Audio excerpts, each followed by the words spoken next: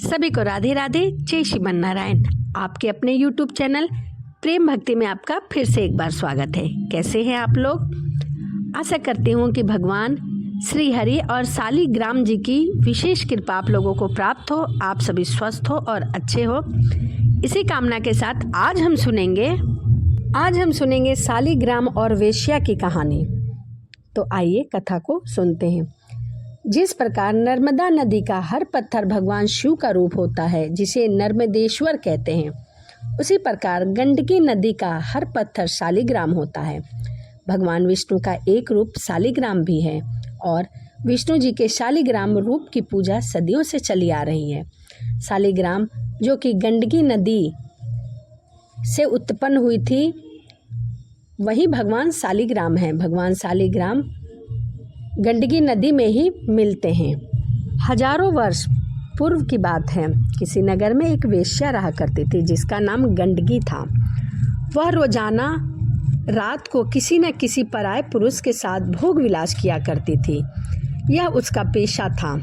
एक दिन उस गांव में एक महात्मा जी आए। उन्होंने सभी गांव वालों को अपने उपदेश दिए और कल्याण किया।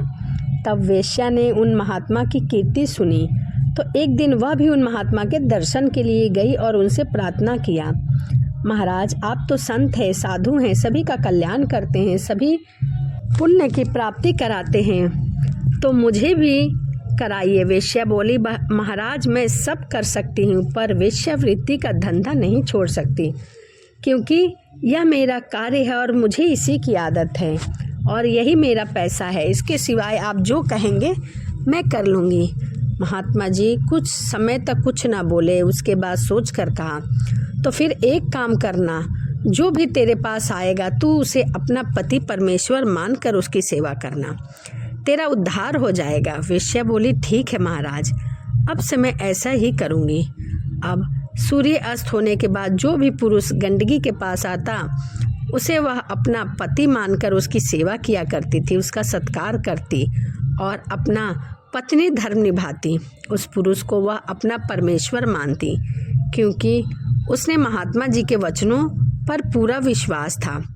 गंडकी के द्वारा किए गए सभी कार्य भगवान विष्णु देख रहे थे। उन्होंने वेश्या की परीक्षा लेने के बारे में सोचा और एक साधारण से पुरुष बनकर उस गंडकी के घर में गए।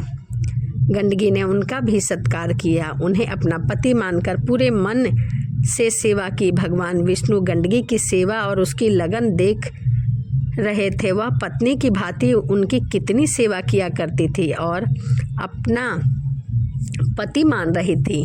गंडकी अपना पत्नी धर्म निभा रही थी। अब भगवान विष्णु ने एक लीला रची और सिर पकड़कर बैठ गए। तभी भगवान विष्णु बोले, पता नहीं आज सिर दर्द से क्यों फटा जा रहा है, बहुत पीड़ा हो रही है। तभी गंडकी बोली कि मैं वैद्य जी को बुला लाती हूँ, साधारण मनुष्य बने। भगवान विष्णु बोले, नहीं, तुम मुझे छोड़कर कहीं मत जाओ, मैं तुम्हारे बिना एक क्षण भी नहीं रह सकता। आओ तुम मेरे पास बैठो। गंडकी घबरा गई और उसने पूछा, क्या हुआ स्वामी, अचानक आपकी तबीयत तो ठीक है?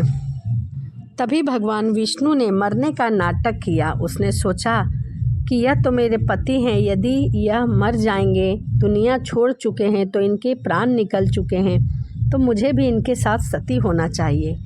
गांव वाले को खबर मिली कि वेश्या के घर में कोई पुरुष मर गया है, तो गांव वालों ने अर्थी तैयार की और भगवान को ले जाने लगे। अब गंडकी ने भी 16 श्रृंगार किया और पति की अर्थी के पीछे पीछे चल पड़ी। लोगों ने पूछा, अरे गंडकी तू हमारे साथ कहाँ चली जा रही है? गंडकी बोली कि मैं अपने पति के साथ जा रही हूँ। लोगों ने कहा, नहीं। तो गंडकी ने कहा, ये मेरे पति हैं, इसीलिए पत्नी धर्म निभाते हुए मैं इनके साथ सती होना चाहती हूँ। एक व्यक्ति बोला, कैसी पागल है रे तू, भला कोई वेश्या भी पत्नी होती है? क्यों पागलों जैसी हरकतें कर रही है? गांव वाले कहने लगे कि अर्थी को चिता पर रख देते हैं। गंडकी अपने पति के साथ उसी चिता पर बैठी रह गई। गंडकी के मन ही मन भगवान विष्णु से प्रार्थना किया कि हे विष्णु, मैंने महात्मा जी के वचनों पर विश्वास किया है, तब से लेकर आज तक। यदि मैंने अपने पति के अलावा किसी भी पुरुष को नहीं देखा तो इसमें स्वयं आग लग जाए। तब भगवान विष्णु ने देखा कि गंडकी तो उन्हें ही याद कर रही थी और उनसे ही प्रार्थना कर रही थी। तब उन्होंने चमत्कार दिखाया और गंडकी की परीक्षा हेतु चिता में आग उत्पन्न हो गई। आग लगी तो भगवान ने एक आँख खोली, देखा कि गंडकी क्या कर रही है। भगवान विष्णु को लगा कि अग्नि की लपेट से गंडकी घबराकर कहीं चिता से ना चली जाए, पर वह नहीं गई। अपने पति को यानी कि भगवान विष्णु के सिर को अपनी गोद में रखकर चिता की आग भयंकर हुई। भगवान समझ गए कि गंडकी का उद्देश्य अब पक्का है। उसने यदि किसी एक पुरुष को पति मान लिया तो वह उसके प्रति पत्नी धर्म को सच्ची निष्ठा से निभाती है और आज भी वह यही कर रही है। वह अपने पति के साथ अपने जीवन का त्याग कर रही है। तब भगवान विष्णु वहाँ प्रकट हुए, अग्नि शांत हो गई। भगवान विष्णु के आशीर्वाद से गंडकी पर अग्नि का कोई असर नहीं हुआ। वह बोले, आंखें खोलो गंडकी, मैं तुम्हारी भक्ति से बहुत प्रसन्न हूँ। मैं तो तुम्हारी परीक्षा ले रहा था, तुम मेरी परीक्षा में सफल हो गई हो। बोलो तुम्हें क्या चाहिए। गंडकी बोली, प्रभु आपके दर्शन करके मेरा जीवन सफल हो गया। मैंने आपको अपना पति परमेश्वर माना है। मेरी आपसे यही विनती है कि जिस तरह से चिता पर मैंने आपके सिर को अपनी गोद में रखा हुआ था, उससे मुझे सुख की अनुभूति हुई। अंत में मैं यह चाहती हूँ कि आप सदा ही मेरे गोद में रहें और मेरा उद्धार करें। भगवान विष्णु बोले, गंडकी जैसा तुम चाहती हो वैसा ही होगा। अब तुम गंडकी नदी में परिवर्तित हो जाओ तथा तुम्हारे जल में शालिग्राम पत्थर के रूप में मैं निवास करूँगा। भगवान विष्णु के आशीर्वाद से गंडकी का शरीर पानी बन गया और नदी की भांति बहने लगा और वह नदी गंडकी नदी बन गई। भगवान विष्णु ने गंडकी को आशीर्वाद दिया था कि वह सदा के लिए अपने शालिग्राम रूप में उनकी गोद में रहेंगे। भगवान विष्णु ने अपने आशीर्वाद से गंडकी का उद्धार किया।